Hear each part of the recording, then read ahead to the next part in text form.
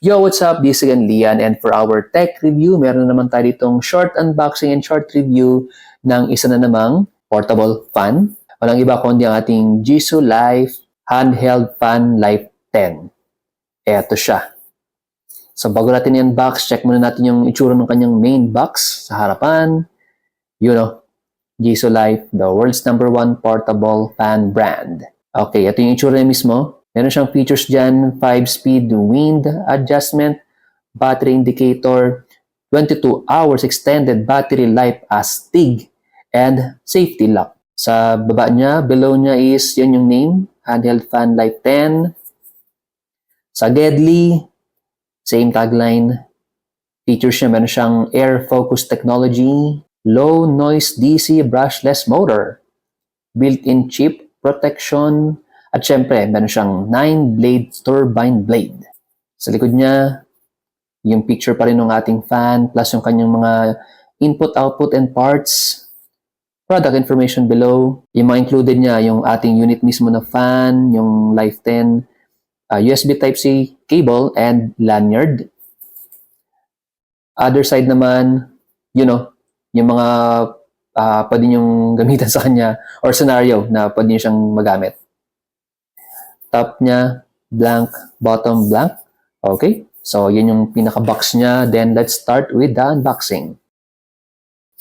Okay, so ito yung ating main unit. Okay, so itabi muna natin tong Life 10 sa Gedli.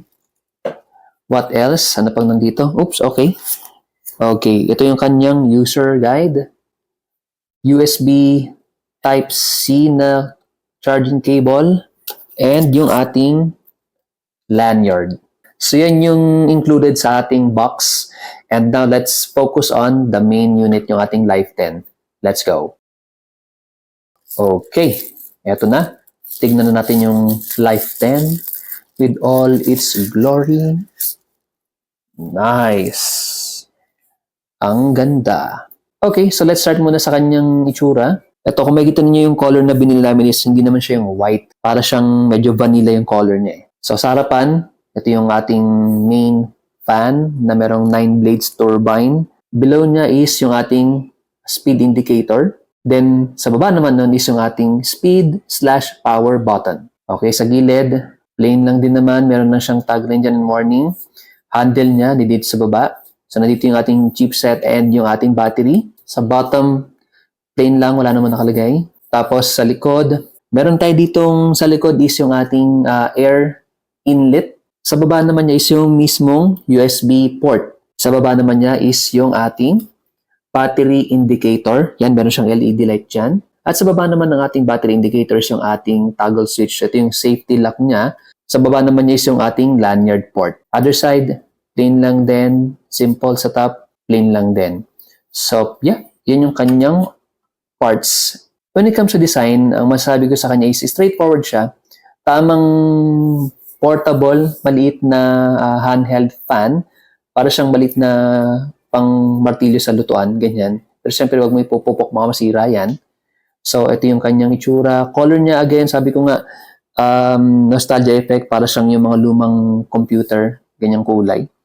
Slick yung design niya, minimalist yung design, and sa bigat naman niya, very portable. Ayan, ang gaan niya. Maganda siyang gamitin kasi maliit lang din siya, pwede siya ilagay sa mga bag, ganun. Design department, goods. Next, mag-size comparison naman tayo. So, ito yung ating Life 10 versus sa Life 9. So, sa harapan, ito yung itsura nila. Thickness, I think, almost the same. Medyo makapal na ng konti yung Life 10 kasi yung Life 9 manipis naman siya pero medyo malapad siya. Sa height, yan ang kanilang height comparison. Gedli sa likod, sa top. Yan, para may idea kayo kung gano'n siya kalapad. Fan comparison, mas malaki talaga ng, Life 10. Talagang compare naman sa Life 9 is mas malaki talaga yung Life 10. Sa design, almost the same sila na design. Mas slick lang talaga itong Life 9 kasi yan, kung makikita nyo, medyo may mga sharp design siya compare dito sa Life 10 na medyo curvy yung design. So, yan yung kanilang comparison. Next naman is compare natin yung Life 10 sa Life 7. Design-wise, malayong-malayo, syempre. Well, ito kasing Life 7, meron siyang extra features na pwede nyo mong i-bend or meron siyang articulation sa kanyang fan. So, dito sa ating Life 10, straightforward, handheld lang talaga siyang ganyan. Size-wise, ito yan, sa height. Yung kanyang lapad, let's see. Parang almost the same no? Ito, yung kanyang front, side profile. Yan, ganyan ko na lang para mas kita sa screen. Sa likod niya, yun. Sa bottom, and sa top. So, yan yung kanilang itsura pag magkakatabi. Overall, talagang yung Jisoo Life pagdating sa design is consistent, sleek, and modern design. Yung take nila pagdating sa mga handheld o portable fan nila. Okay, next naman is check natin kung paano yung itsura niya pag charge. So ito, meron siyang charging port dito sa likod. I-plug lang natin sa ating USB Type-C cable. So yan, meron siyang LED light indicator kung ilang percent yung ating power. Meron siyang 4 LED lights. Currently, we are at 50% going to 75%. So syempre pag full na, lahat yan may kulay or may ilaw. Very straightforward naman pagdating sa kanyang LED indicator. So, i-on natin siya. So, naka-toggle on naman tayo. And let's power it up. Okay. Speed number 1. Speed 2. Umilaw yung dito niya pagka nagpipino tayo ng power or ng speed niya. 3, 4, and 5. Yan. So, yun ang itsura niya kapag pinipindot niyo yung speed ninyo. Then, lastly, yun, yung ika-6 na press niya is mag-off na siya. Okay, this time check naman natin kung ano yung itsura nung hangin niya. So, visual tayo pagdating sa kanyang speed level. So, let's try number 1. Speed number 2. Then speed number 3. Number 4. And then number 5. Okay, so yun yung airflow visually sa ating tissue. And yeah, sana makatulong yun para magkaroon kayo na idea dun sa kanyang fan speed. And yun. So, for me overall, itong Jisoo Life na handheld fan Life 10 is very portable when it comes sa handheld fan. Again, sabi ko nga, design niya is very modern, yet parang retro modern yung dating niya for me.